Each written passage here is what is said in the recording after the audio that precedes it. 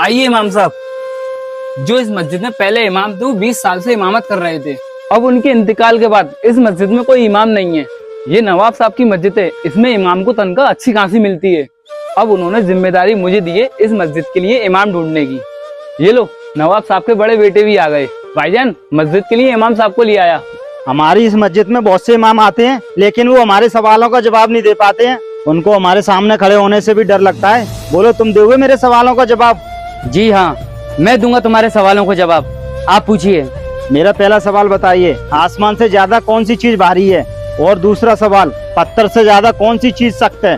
और तीसरा सवाल, कौन सी चीज आग से ज्यादा जलाने वाली है? और मेरा चौथा सवाल, यतीम से ज्यादा बदतर कौन है? अगर आपने मेरे इन चारों सवालों का जवाब दे दिया तो मैं आपको अपनी मस्जिद में इमामत के लिए रख लूंगा, और आपने गलत जवाब दिया तो मैं तुम्हारा सर कलम करवा दूंगा। पहली बात नवाब साहब, मैं आपसे नहीं सिर्फ अल्लाह से डरता हूँ। और रही बात तुम्हारे सवालों की, तो उनके जवाब सुनो। पहला जवाब, बेगुनाह इंसान पर गलत इल्जाम लगाना आसमान से ज्यादा भारी है। और दूसरा जवाब, काफिर का दिल पत्थर से ज्यादा सख्त होता है। तीसरा जवाब, हसद इंसान को आग से ज्यादा जलाती है।